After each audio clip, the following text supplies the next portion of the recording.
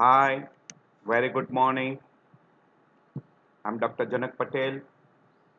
I'm a general physician. Today we'll be discussing on one of the very interesting topic and it will be very useful to you in your everyday practice because you will come across a person with chest pain in your everyday practice and how to differentiate ischemic, non-ischemic, cardiac, non-cardiac. It belongs to thoracic area or it is because of non-thoracic area, etc. We'll be discussing on that aspect, clinical side, how you approach to a person with a chest pain. So everyone is worried because the most common and important organ we considered as a heart. So any person who gets a chest pain is always worried whether it is a cardiac or non-cardiac. So always a person is worried for that and you have to identify more often clinically rather than you need an investigation because a person who has got an acute MI will need to treat as early as possible because the window period is very small. So you have to identify very fast and very early to prevent the morbidity and mortality. So you try to find out clinically it belongs to which group.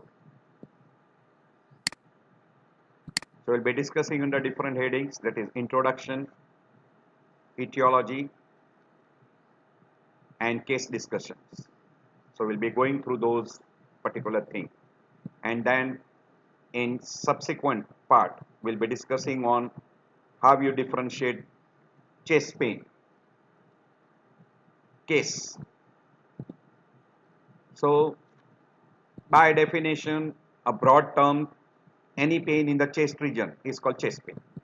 Like thoracic cage, chest, whether it is anterior or posterior or axillary region, it is above the diaphragm and below the clavicle. So it is inside the thoracic cage. So that particular is given a name chest pain. But we are always worried whether it is because of the chest wall, it is because of the extra thoracic conditions like gallbladder, stomach, pancreas, we call extra thoracic causes, lung, heart, pericardium, esophagus, etc. We want to find out it is due to what.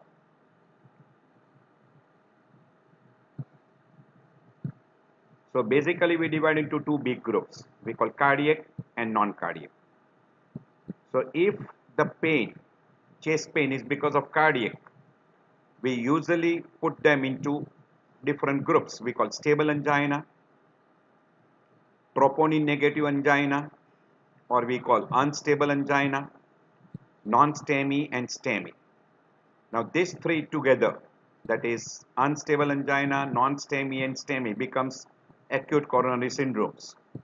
So these are most important groups which we always are interested in identifying. At the same time, we should be very much sure that it belongs to this group or it does not belong to this group.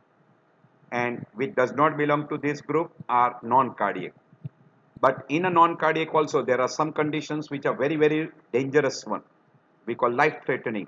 That also you should be able to identify very early so that you can prevent mortality.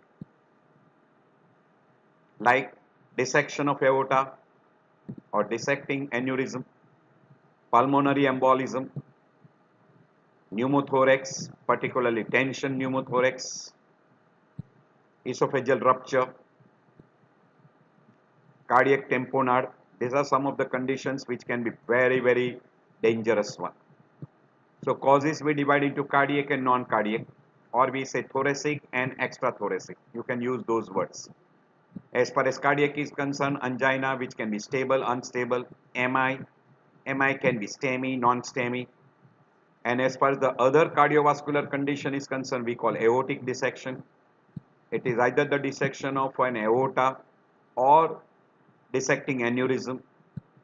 Odd conditions like myocarditis, pericarditis. Non-cardiac group will be pleura, lung, which can be pulmonary infarct, pleurisy, pneumothorax, pneumonia, bronchogenic carcinoma, etc.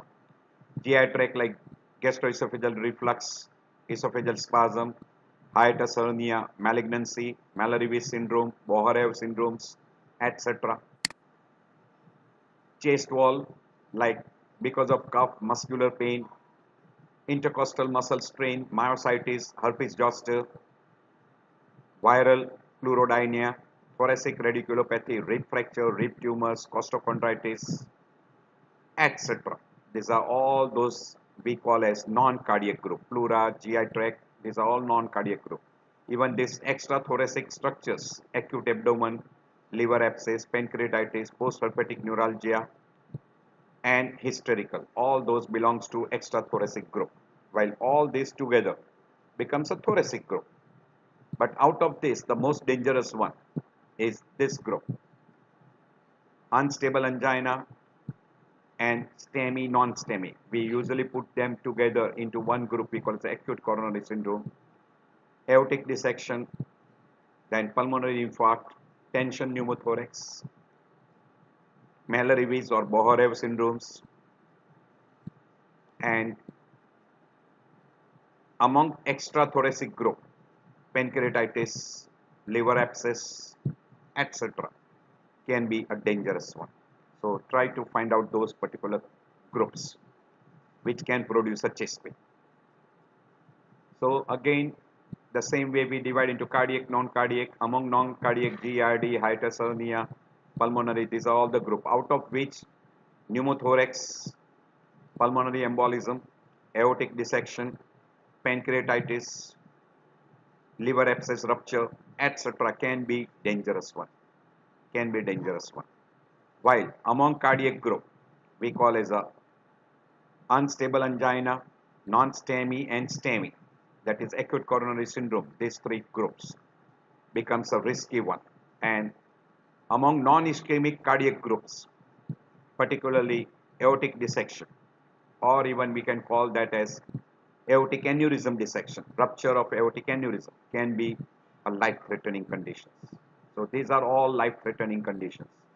Acute MI, acute coronary syndrome, which includes unstable, STEMI, non-STEMI, aortic dissection, tension pneumothorax, rarely extensive bilateral pneumonias, pulmonary embolism, ruptured esophagus, perforated ulcer, cardiac tamponade, pulmonary hypertension, myocarditis. These are not common, but once in a while they can be a dangerous one. So these are some of the conditions which you should be able to identify clinically because they can present as acute chest pain. So most important part in a chest pain is a history.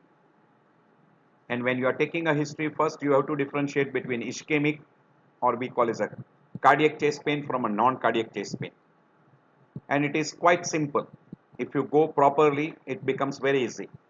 Because ischemic chest pain is usually retrosternal or in a precordial region. While non-cardiac chest pain can be in any area, and it is usually we call it a pinpointing or localized. Good number of times. There is a radiation invariably in a ischemic heart disease, like radiating to the shoulder, inner side of the arm, particularly left shoulder, left side, inner side of the arm up to the tip of the little finger, maybe radiating to the neck, jaw, maybe occasionally radiating retrosternal back into the lower down into epigastrium, or very rarely interscapular region. While usually in a non-cardiac, there is hardly any radiation. Character wise, in ischemic heart disease, it is usually squeezing in character, heaviness, suffocating sensation, tight choking sensation, etc. While in a non-cardiac, usually it is stabbing, sharp, pin pricking, something is catching inside. Those are the common varieties which are being described in a non-cardiac chest pain. Among precipitating factor, exertion, emotion, heavy meals, anxiety, etc. are the precipitating factor. While in a non-cardiac, spontaneous or maybe associated with cough, movement of chest wall. It is usually not related to exertion. It is provoked by different postures. It is increased by deep inspiration, expiration, or you can get even a tenderness on palpation. Relieving factor, in case of unstable angina, it is relieved by rest and relieved by nitrates. But in a case of unstable angina and STEMI, non-STEMI, usually it is not relieved by rest and not relieved by nitrates. Why? Non-cardiac chest pain is not relieved by rest, and sometimes you may get a partial response by nitrates.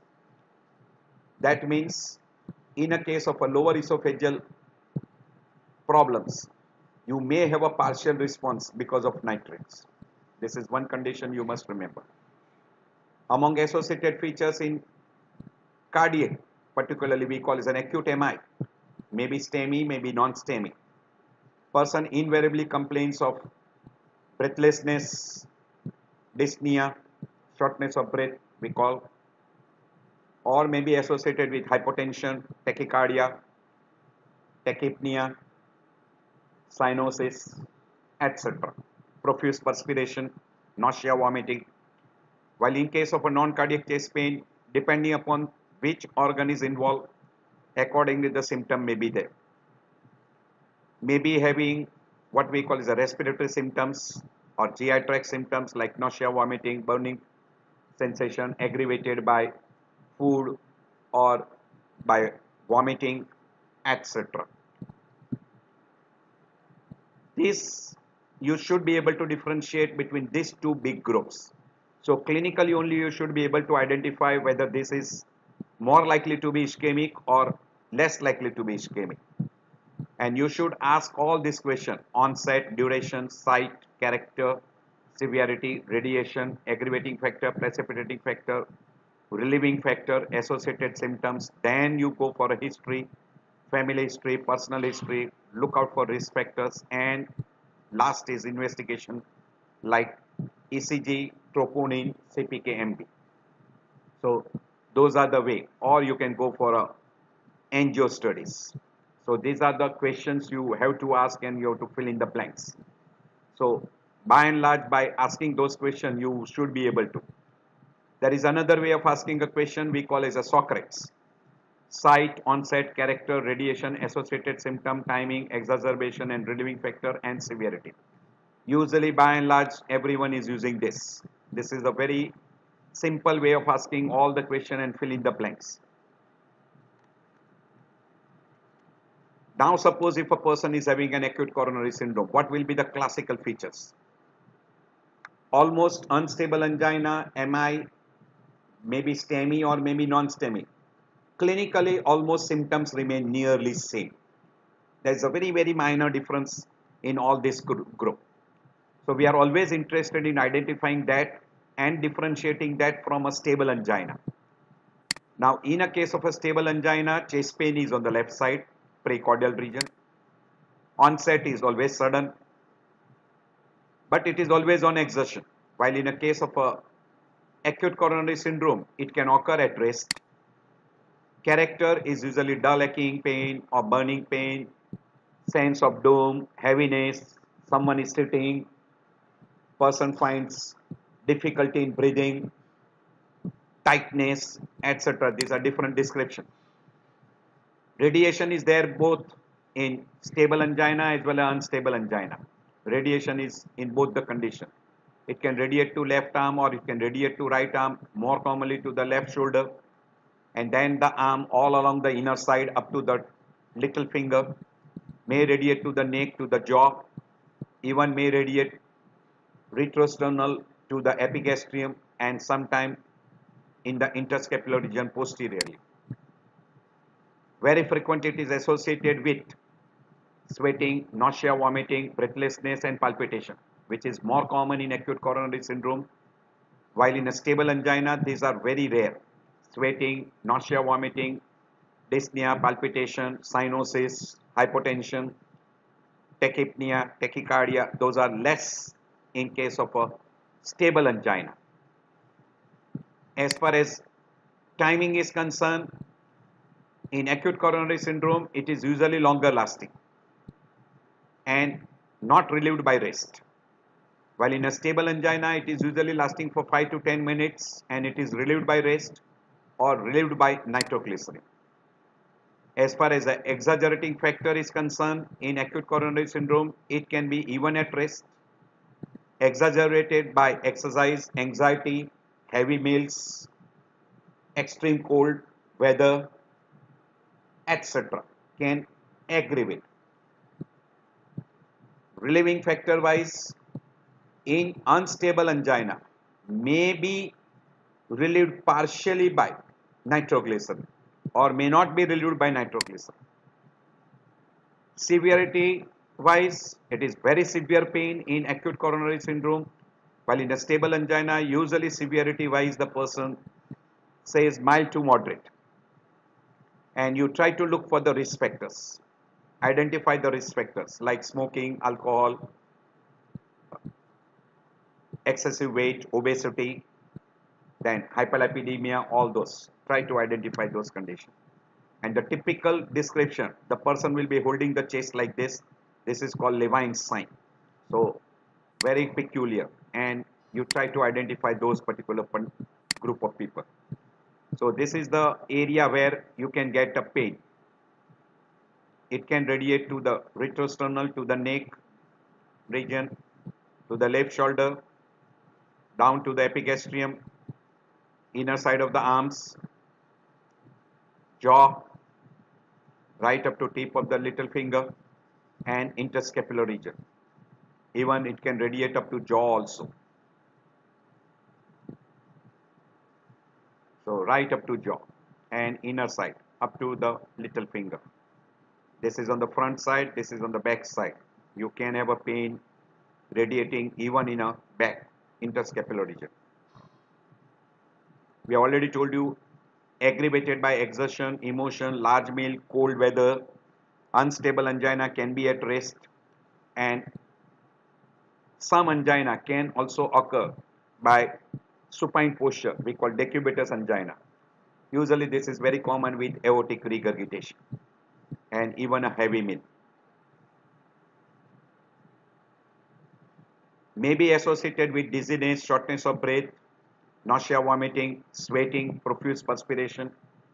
So sweating, nausea, vomiting, breathlessness, cough, and sometimes person even get a wheeze because of a acute left ventricular failure. Basal crackles may be seen. So now, how you go to those particular group of people? Based is history, look for vital data.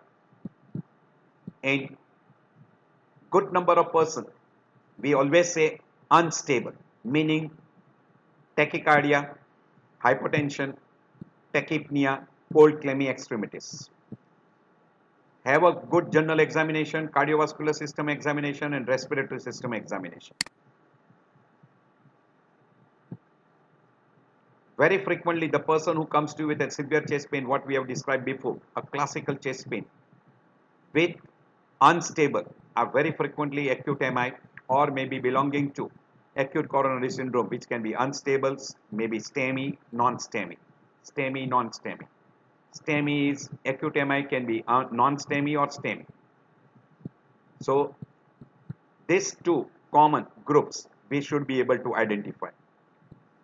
And also keep it in mind, such type of presentation can be there in an aortic dissection. There's a little different type of presentation. Tension pneumothorax, pulmonary embolism, perforated ulcer, ruptured esophagus, etc. These are all we call as a life-threatening, where usually the person is unstable. So always keep it in mind. If someone comes with a unstable and he has got a chest pain, first possibility, always rule out MI and acute coronary syndrome. But also keep it in mind, aortic dissection, tension pneumothorax, pulmonary embolism. Among respiratory, these are the two. Among the artery, aortic dissection or rupture of aortic aneurysm. And among GI tract, ruptured esophagus we call as a Borev syndrome, or you can have a Mallory-Weiss syndrome, perforated ulcer. These are among GI tract. Do keep it in mind. If you want to rule out very early, first thing what you will require is an EKG, which will give you almost a very good diagnosis of MI or STEMI or non-STEMI, and it will also help you to rule out unstable angina. and it is further helped by troponin, CPKMB, and if required, echo, followed by a angiography, which may be combined with MRI, CT angio or MRI angio. So this should be the way you should approach in any person who comes to you with a chest pain. So you can differentiate what we call as unstable angina, STEMI and non-STEMI from other groups. These are the investigation which you will require, and it should be as early as possible. It should be done. So whenever a person is unstable, think of any one of these groups. So in a person where you have got a clinical clue which is suggestive of an acute coronary syndrome, and you are sure that it is acute coronary syndrome, and on ECG you get an ST elevation, straightforward person should be subjected to treatment for acute MI. If there is a non-ST elevation, then either there are two possibilities. Either person is non-STEMI with stable or unstable. If troponin is positive, hemodynamically unstable, treat same way like an acute MI. And if there is no diagnosis on ECG and there is a normal troponin initially, then we put that it is a possible acute coronary syndrome. You have to rule out whether it is acute coronary or it is something else like unstable angina. Then in that case, you will have to observe for a few hours, repeat an ECG. If there is no recurrent pain, have a follow-up study.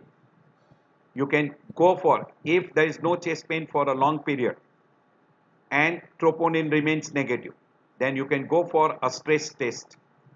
You can go for a stress echo to rule out ischemic groups.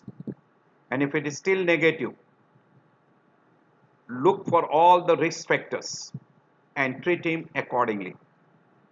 But if there is a recurrent chest pain, troponin becomes positive, diagnosis of acute coronary syndrome is confirmed, and you will have to admit to a hospital and treat as an acute MI. So that is how we approach. In a person with a chronic stable angina, usually they are tackled with what we call as a pharmacotherapy, and if required, you can go for investigations like stress test, TMT, echo, stress echo, or you can even go for a angio and then decide what further treatment you can give if they don't respond to pharmacotherapy. And if it is not fitting with acute coronary syndrome clinically and it is a non-cardiac diagnosis, treat depending upon the etiology. So this is the normal protocol we usually follow. Same thing explained in a different pattern, same thing what has been shown in a previous. So first you have to confirm the diagnosis of acute coronary syndrome, and if there is an ST elevation, you will have to undergo medical therapy with PCI or for CABG depending upon what type of damage it is. If it is a possible observation, troponin positive, ST elevation, then again you go for an angiography, either medical therapy, that is we call thrombolysis with medical therapy, and followed by PCI or CABG depending upon that. If it is a typical angina, usually a typical angina or a typical angina, you will have to follow up, have a pharmacotherapy. If not responsive, you will have to go for an angio and then decide. You can go for an exercise test, LV function test, etc. and then decide whether the angiography is necessary or not, and then for medical therapy or PCI or CABG. And if it is a non-cardiac, depending upon the cause, treatment. Now suppose you got a 12 lead ECG, there is an ST elevation. This is what you go for. If ECG is strongly suspicion of ischemic heart disease, then you have to observe, and then if there are changes which appears, you go for. Non-diagnostic ECG, you observe. If there is an ischemia, again transfer to ICU. If there is no evidence of ischemia, discharge and go for follow-up. Now ischemic heart disease group we usually divide into two big groups, stable and we call as acute coronary syndrome. Acute coronary syndrome is usually because of a plaque rupture, which may be because of stress, sudden shoot up of hypertension, etc. In that, we come across what is called MINOCA, that is myocardial infarction because of non-occlusive coronary artery disease, in which angiography study may be normal. It may not show you the occlusion of the coronary artery. It is because of the small blood vessels which are being occluded. And another group which you come across is unstable angina, non-STEMI and STEMI. In STEMI you get an ST elevation, while in unstable angina and non-STEMI you get an ST depression, which is more than one or two small square and persist. And in non-STEMI you get troponin and CPK-MB positive, while in unstable angina troponin and CPK-MB are negative. While in MINOCA you get troponin positive. There is no ST elevation. There is ST elevation, sorry, there is ST elevation. There is troponin positive, but angiography study shows you non-occlusion coronary artery disease, means occlusion is less than 50%. And usually it is because of a small blood vessel involvement. While in case of a stable angina, you come across what we call as a stable angina. Usually in that, troponin is always negative. CPK-MB is negative. The pain is lasting for 10 to 15 minutes. Usually for 5 to 10 minutes, very rarely longer lasting. Relieved by rest, relieved by nitroglycerin, and by giving a pharmacotherapy, person usually gets a good results. You can subject them to treadmill test if required, or stress echocardiography if necessary, and you can try to identify the risk factors, and also you can go for finding out the severity of the coronary artery involvement by doing MRI angio or CT angio. While there is one group which is there in this where it mimics identical, that is ischemia because of non-occlusive coronary artery, where on angio again you don't get any occlusion of the coronary artery, but person is having a typical chest pain like a stable angina. So always keep this thing in mind. There is one group we call INOCA and MINOCA, and this particular group sometime is missed because on an angio you get normal, but clinically they are suggestive of a stable coronary syndrome or acute coronary syndrome, and quite frequently they are missed. So keep that thing in mind. So if a person has got an ST elevation, troponin positive, think of a non-STEMI and STEMI. If there is an ST elevation, STEMI. If there is an ST depression, non-STEMI. And in presence of an STEMI, ST elevation, troponin positive, even if the coronary angiography is normal, sometimes it is reported as normal, non-occlusive coronary artery. Still think of one condition, that is myocardial infarction in presence of non-occlusive coronary artery. So non-occlusive, non-obstructive coronary artery can be a presentation as an acute MI and also as an ischemic heart disease. So this is that particular group, and in that always keep a differential diagnosis of myocarditis, epicardial myovascular involvement, myocardial disease, pulmonary embolism, and sometimes imbalance between oxygen supply and demand. We call type 2 MI. So keep this thing in mind, and for that you will have to do a non-invasive investigations or invasive investigations. So this you must try to differentiate from MINOCA, and that is very, very important. So always keep it in mind. So coronary artery stenosis is less than 50%. Treat as STEMI only, and if there is no coronary artery stenosis, then fulfillment of universal MI is there. Treat as MINOCA. treat that as Minoka. So that should be there. Now we are going through a one series now, one by one.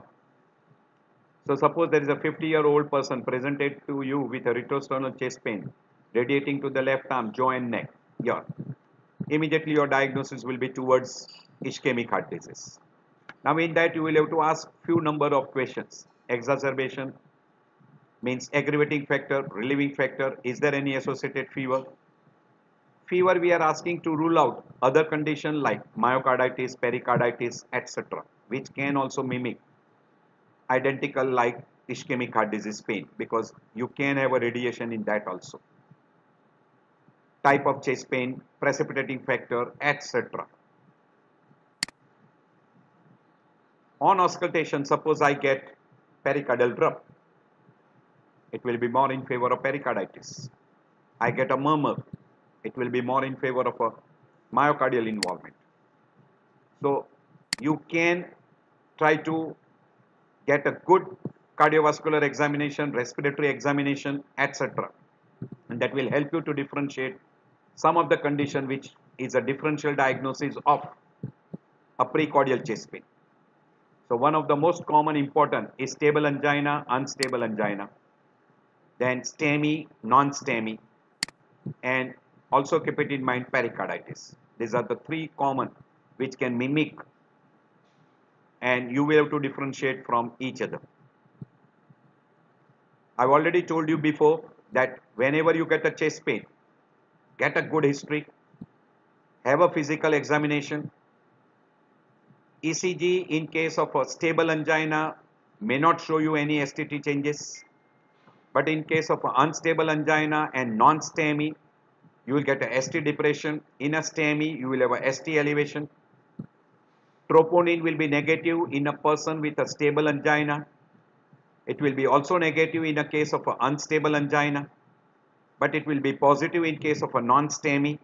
So it will be positive in a non-STEMI, and it will be more elevated in a patient with a STEMI.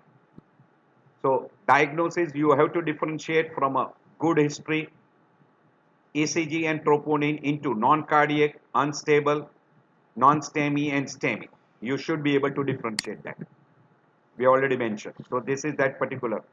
So in an unstable angina, ECG will show you ST depression in a non-STEMI and unstable angina, while ECG may be normal in case of a stable angina, while in a ST elevation will be seen in a patient with a STEMI. Troponin will be positive in case of a non-STEMI and STEMI. So try to identify that. And once you make a diagnosis with an ECG, always keep it in mind that you will have a one group we call as a ischemic MI. But there is no obstruction to coronary artery. That is because of a plaque rupture, coronary artery spasm we call as a vasospastic angina or a Prinzmetal angina, microvascular dysfunction, maybe because of thromboembolism. So do keep it in mind. This will give you all the criteria what are fitting with classical STEMI. But on a angiography, your coronary artery occlusion may be less than 50%. You should keep this thing in mind. At the same time, you can have a troponin positive, but there is no involvement of the coronary artery in case of myocarditis, Takotsubo and cardiomyopathies. You can have this particular, where you will have a STT changes, generalized STT changes, mainly in the form of a ST depression rather than an ST elevations. And in that, you will have a troponin positive, but angiography will be absolutely normal. So this fits with what we call as a troponin positive non-obstructive coronary artery disease. Troponin positive non-obstructive coronary artery disease. So you have to keep this thing in mind. And once in a while, in a case of a pulmonary embolism, septicemia, septic shock, and occasionally in case of a stroke. In a stroke, you will get ST depression with sharp T wave inversion, and good number of time it is mistaken as an acute MI, and this you will have to keep it in mind. Also in case of an acute septic shock and in pulmonary embolism also you can have changes. occasionally you can have other findings which are suggestive of a ischemic heart disease, may be also positive in this group. So in this group also you can have a troponin positive. So keep this thing in mind. These are cardiac causes, but they are non-ischemic group, and these are extra cardiac causes. These are also non-ischemic group, but this is ischemic group. So if a person has got an ST changes, troponin positive, can be because of MI, can be because of Minoka, can be because of cardiac causes like myocarditis, Takotsubo, or we call stress cardiomyopathy, or other variety of cardiomyopathy. And in a case of an extra cardiac group, pulmonary embolism, septic shock, and acute stroke, particularly in case of an intracranial hemorrhage. So suppose if this is an ECG, what will you think of? You can see here there is an ST elevation in lead 1, AVL, V2, V3, V4, V5, V6. V6 there is not much amount, but V1 to V5 definitely ST elevation in lead 1 and AVL. And what we call as a counter changes in lead 2, lead 3 and AVF. Reciprocal changes, ST depression. So this is acute anterior wall infarct, extensive anterior wall infarct. Before the event starts, usually ST segment is isoelectric, T wave is upright. When you get an hyperacute stage, you get the T wave tall, which is taller than half of the R wave, and it will be in a consecutive leads. Within few minutes, now you will start getting ST elevation with convexity upward and T wave in the opposite direction. Then Q wave will start appearing. ST segment will start coming down. T wave will be still inverted. Q wave will become further prominent. ST segment will become isoelectric. T wave will be still inverted. And when it is held, Q wave will persist. ST segment will be isoelectric and T wave will be upright. This is a typical pattern which you will see in a classical STEMI. This can be few days to few weeks. But if this persists for more than few months, then it favors ventricular aneurysm. So do not mix ventricular aneurysm with a fresh infarct. So keep that thing in mind. And in a ventricular aneurysm, troponin will be negative. So you must be aware of that condition also. So this is typical presentation of STEMI. We have already shown you normal. Initially, within few minutes, you will start getting a small Q wave with ST elevation, T wave in the opposite direction. Q wave will become deeper and deeper. T will be inverted. After few days, 2 weeks, Q wave will be deeper. ST segment isoelectric, T wave is still inverted. And after few months, you will have a ST segment isoelectric and T wave will become upright. We'll call this as a HILD, or we will call that as an old infarct. This already we have discussed in a STT changes, that in a septal infarct, these are the leads which are involved, these are reciprocal changes, which arteries involved, we have already discussed. So I am not discussing in detail again. Try to identify which area is involved, whether it is septal, anterior, lateral, high lateral, inferior, right ventricle, posterior, or we call a true posterior wall, or we call associated with other coronary artery territory, that is left coronary artery territory. You start getting changes in AVR. So that is in a left main stem. These are all things we have already discussed in detail in ST segment changes. So this is called localization of infarct. So a person who has got an ischemic heart disease may have an ST segment normal in an initial stage, or may be elevated in a STEMI, or may be depressed in a case of unstable angina or a non-STEMI. ST segment may be abnormal. So if it is abnormal, means it is elevated or depressed. You will have to find out in which lead it is. So it will help you to localize the lesion, which area is involved. So ST segment depression you get in a stable angina, unstable angina, non-STEMI. But ST elevation will be there with symptom signs and troponin positive. So always try to find out in a STEMI whether troponin is positive or not. If there is an ST elevation and person is having severe chest pain and troponin is negative, you think of variant angina. So in a case of a variant angina, you will have a troponin negative. Also, you can have a ST segment changes in the form of ST depression, but troponin will be positive. Already I have shown you one slide before. That can be there, what we call as a troponin positive, non-occlusive coronary artery disease. You have to keep that thing in mind because you will come across once in a while myocarditis, stress cardiomyopathy, pulmonary embolism, massive infarct in lung, also in case of a septic shock or in a case of what we call as a person who has got a major intracranial hemorrhage, etc. And also in a case of a Minoka.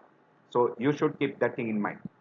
So ST elevation with troponin positive can be also other than acute MI. So keep that thing in mind. ST depression you can come across in LVH, RVH, bundle branch block or reciprocal changes in case of an STEMI.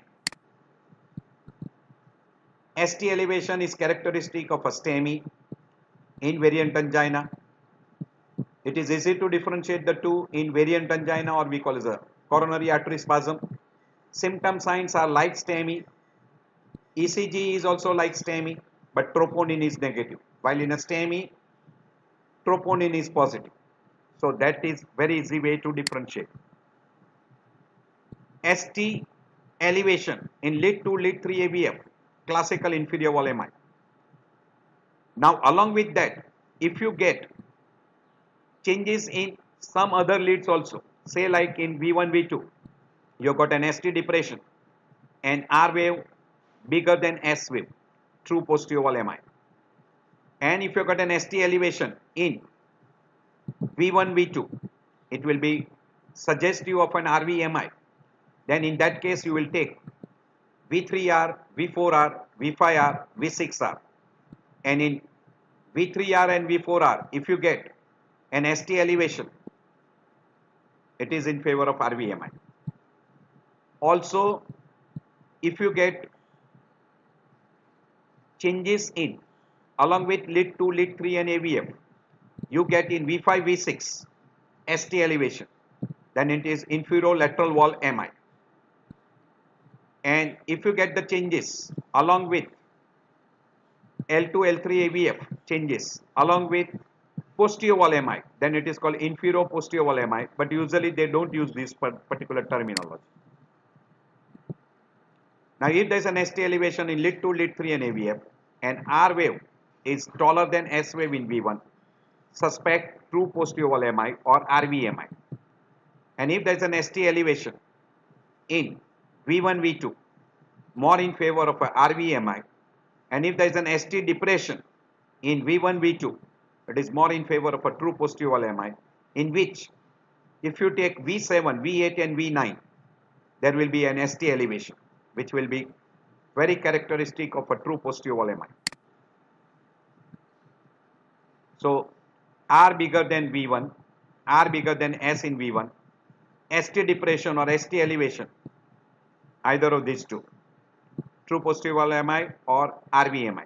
But also keep it in mind, there is one condition which can show you slight ST changes in V1, V2, and that is Brugada syndrome, where you get a curved up ST segment and downsloping ST segment, and that will be seen in V1, V2, V3, and that is Brugada syndrome. You should keep that also in your mind.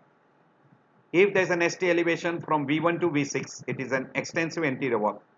If it is in V1 and V2, it is anteroseptal. If it is V3, V4, anterior wall. If it is V5, V6, lateral wall. If it is lead 1, AVL and V5, V6, anterolateral. All those terminology are being utilized. Depending upon which leads, you get the changes. While ST elevation in V5, V6 with lead 2, lead 3 AVF, inferolateral. And ST depression in V1 and V2, if you come across with changes in lead 2, lead 3 AVF, it is classical, more commonly seen a true positive wall MI. So this is just a repetition of what we have discussed in an ST segment changes. STEMI equivalent, you must keep it in mind. ST elevation in AVR will be suggestive of, we call as a atrial infarct, or in a case of a pericarditis. Along with that, you will get a PR segment up or down. In a Whelan syndrome, in V1, V2, you will get an ST depression with a T wave inversion, maybe biphasic. While in the case of a D Winter sign, you will have an STT changes, which is showing you a ST depression with a T wave upright in V2, V3, V4, mainly in V2, V3. In Segorba's criteria, we have already told you that you will have a changes in chest leads, particularly in V1.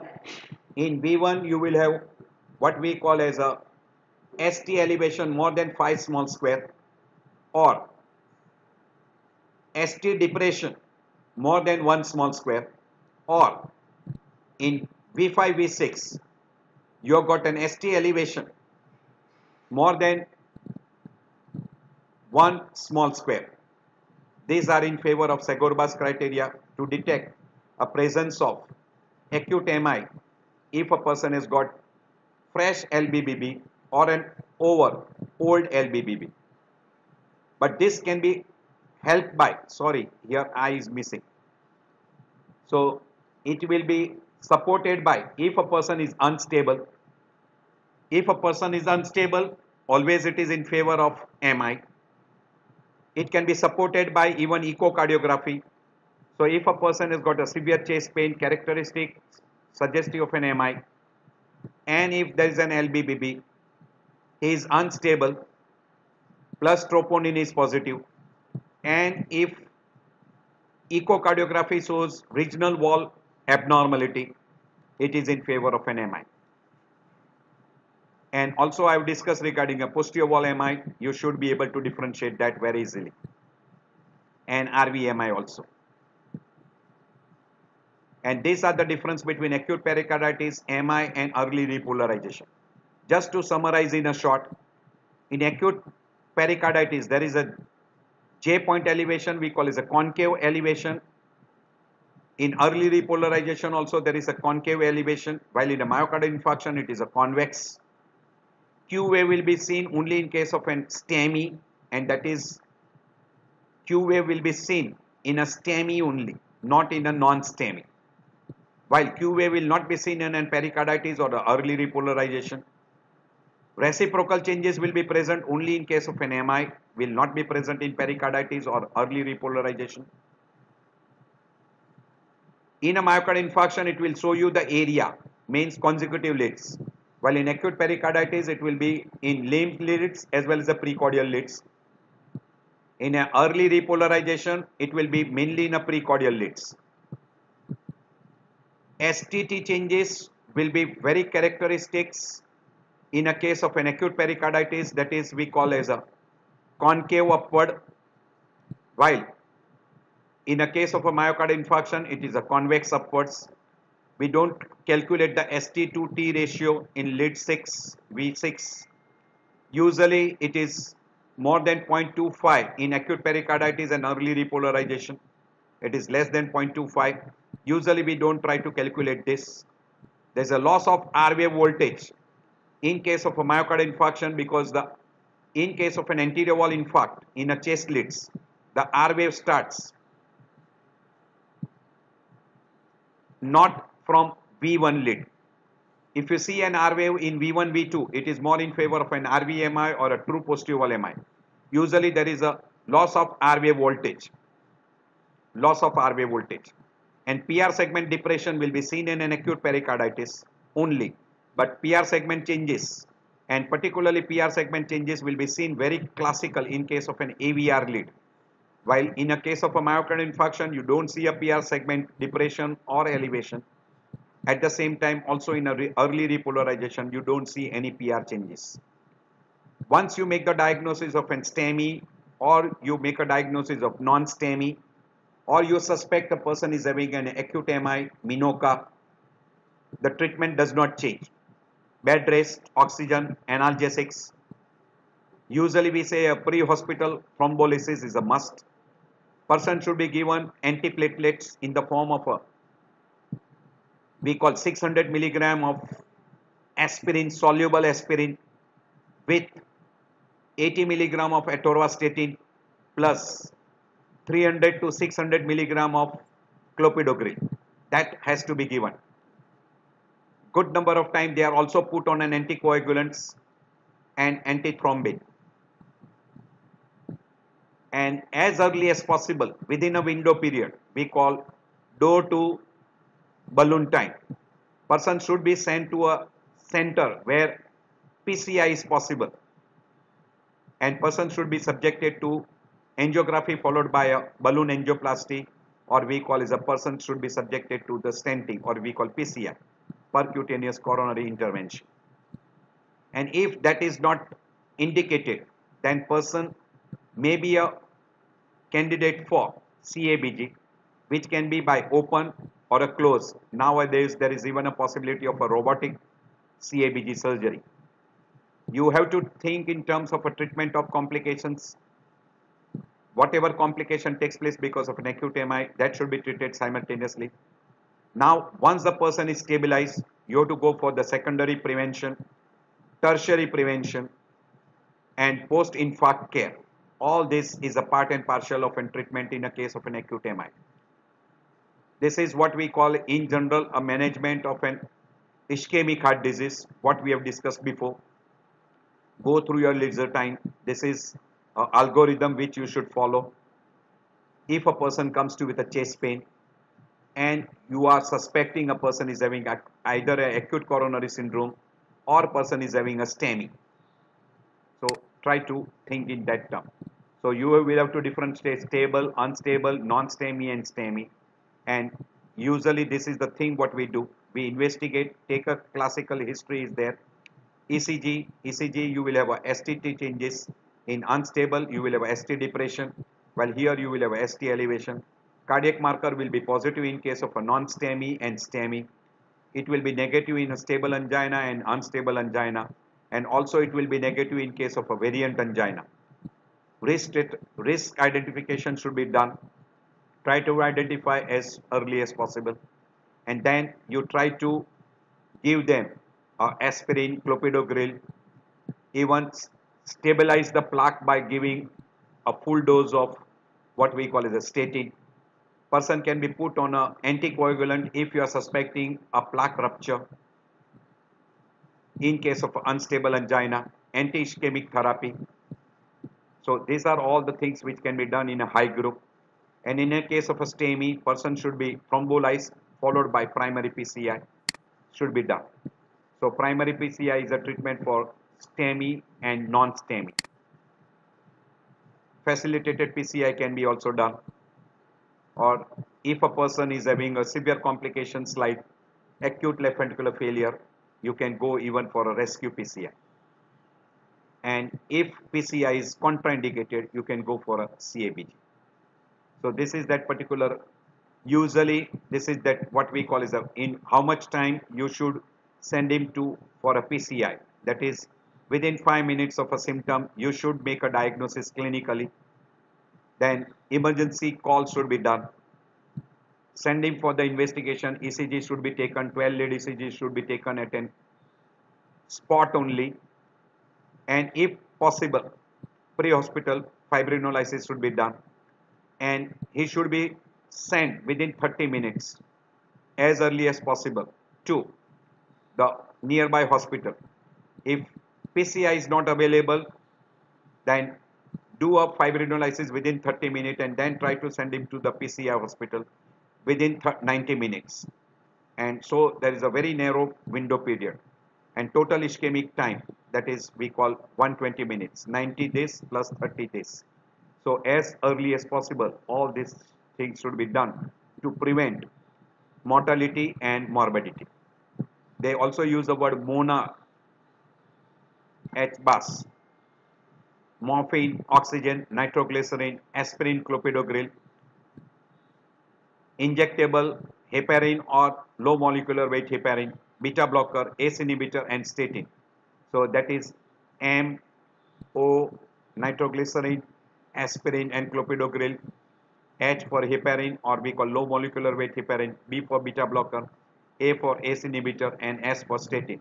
These are what should be the treatment in a person with a suspected STEMI, non-STEMI, diagnosed STEMI, non-STEMI, etc. And even in a case of a what we call is an unstable angina. And this is what is very important. If you get an ST changes in an AVR lead with PR segment changes, do suspect acute pericarditis. And once in a while, it can be a finding in a case of a what we call is a atrial infarcts. So these two conditions should be kept in mind. So in a pericarditis, you get a concavity upward in a limb leads as well as the chest leads. So you can see in lead 1, lead 2, then AVL. You can see also in case of V3, V3, V4, V5, V6. This is a J point elevation and with a concavity upward. So when you get such, and it will be troponin negative, pericardial rub may be present. Do keep it in mind, this can be pericarditis. Now there will be another group of person. History, vital data, or etc. you have taken, and clinically you make a diagnosis that it is extracardiac. How you make the diagnosis will be going through. And ECG is not conclusive. Troponin CPKMB is negative. Echo CVS completely normal. You don't have to subject him to angio. So in which group? A person who comes to with a chest pain with fever, cough. And whenever he comes with a fever with cough, you know it is respiratory. Maybe pneumonia or acute exacerbation of COPD, etc. In that you will need CBC, X-ray chest, sputum examination. Or person comes with retrosternal, burning pain, vomiting, pain aggravated by food, pain aggravated by vomiting, he will need upper GI endoscopy. Person comes with local tenderness, swelling, and it is a swelling at the costochondral junction. Diagnosis is costochondritis. Or person comes with chronic chest pain, multiple symptoms, repeated examination for EKG, troponin, CPKMB, echo, angio, all are normal. It is anxiety, or we sometimes use the word cardiac neurosis. So now we are going one by one. A 30-year-old person comes to you with a sudden chest pain on the right side. There is no radiation. You get the history of fever, cough, hemoptysis, loss of weight, etc. And on auscultation, try to look for the respiratory findings in the form of crackles, rhonchi, pleural rub, decreased air entry, all those things. So you suspect now it is more likely to be respiratory involvement. One, pulmonary embolism, which can be an acute emergency. Tension pneumothorax can be also an acute life-threatening emergency. And even pneumonia can be a life-threatening emergency if it is extensive bilateral pneumonia. So best thing is X-ray chest, which will help you to differentiate all the three conditions. This will be in favor of a pneumonia consolidation.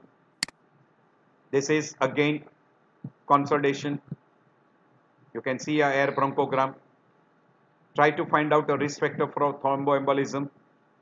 Look at the clinical features depending upon the size. Fainting episodes, collapse, apprehension, severe dyspnea, pleuritic pain. Person will have hemoptysis, cough, shortness of breath. you approach according to the algorithm for ruling out pulmonary embolism. In a pneumothorax, you will get a radiolucent area, and trachea, if it is shifted to opposite side, it will be in favor of a tension pneumothorax. So try to look for this is tension pneumothorax. It is an emergency. So try to identify tension pneumothorax and pulmonary embolism, too common, and easily it can be identified by doing an X-ray chest, etc.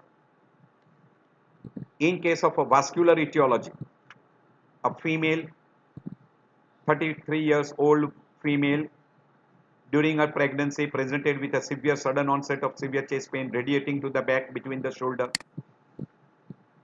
She has got tearing pain or ripping pain, and there is a precipitating factor in the form of she is hypertensive and she was having a connective tissue disorders. Immediately this gives you an idea, clue, a rupture of or dissection, aortic dissection. Always keep it in mind. So thoracic aorta dissection, or we can call aortic aneurysm dissection. And one rare condition we call is a sickle cell crisis. Do keep it in mind. In a aortic dissection, very commonly the person is always hypertensive.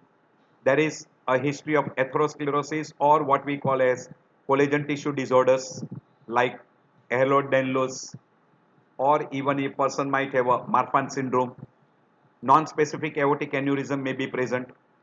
Coarctation of aorta may be a disorder which may be previously collagen disorders like Marfan or Ehlers-Danlos. Fibromuscular dysplasia may be present, or previous aortic surgery like CABG or aortic valve replacement has been done. Good number of time during a third trimester, during a delivery time, traumatic injury or very rarely iatrogenic. And the person will present with a tearing pain, abrupt onset, sudden collapse. Usually person will be in a shock stage. Very frequently they are having Marfan syndromes. BP will be hypotension. Even you can get a shock stage. And very peculiar finding, asymmetry in the pulse in both upper extremity or upper and lower extremity difference. Sometimes they can even have an MI. They will have a paraplegia if it is dissecting down involving the spinal arteries. Or person can get even a acute abdominal pain. Person can come to with an AKI also, and even lower limb ischemia if dissection goes towards the bifurcation of aorta. Among GI tract causes, GERD, esophageal rupture we call Bohorev syndrome, pancreatitis, and peptic ulcer perforation. These are some of the. Among these three conditions are dangerous one, which can be life-threatening, but very easy to identify. Person will have abdominal pain, or sometime in an esophageal rupture maybe retrosternal pain. You will have an abdominal finding very frequently in pancreatitis and peptic ulcer. In this particular condition, you will have other findings, and it can be easily approached by what we call as an abdominal ultrasound. So pain is often exacerbated by what we call as alcohol, aspirin and food. Lying down, it is frequently associated with vomiting, relieved by antacids. So it will give you a clue that it is more in favor of an abdominal. And person will present with a severe chest pain, shock stage in case of a Bohorev, hematemesis, sorry, not hemoptysis, hematemesis. Because of leak of air from esophagus into the mediastinum, you will have a mediastinal crunch or Heman's sign.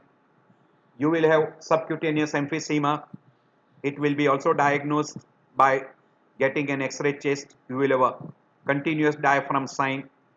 You can have a pleural effusion, pneumothorax. You will have a pneumomediastinum signs, etc. Esophageal rupture, Bohorev syndrome is quite common in a person who is undergoing some procedures. So this could be one of the condition, esophageal rupture. You should keep it in mind. The last group, which is least dangerous one, is costochondritis, or we call traumatic injury to the chest wall, like a blunt trauma. In that you have got a localized pain, or we call pinpointing or finger pointing pain. Local tenderness present, and person invariably will have swelling, redness, signs of inflammation like redness, swelling, tenderness, warmness that will be present. So, and it is exacerbated by active movement or a passive movement. Local tenderness is present invariably. So, very easy to diagnose. One another condition you should keep it in mind is herpes zoster, which can also give rise to a chest pain depending upon where it is involved. And last, you should not forget is psychological, or we call hysterical, or we call cardiac neurosis. This is typical herpes zoster. So I end my lecture here. I hope this will be very helpful. We are going to discuss regarding a case discussion which are presenting with a chest pain in subsequent lecture.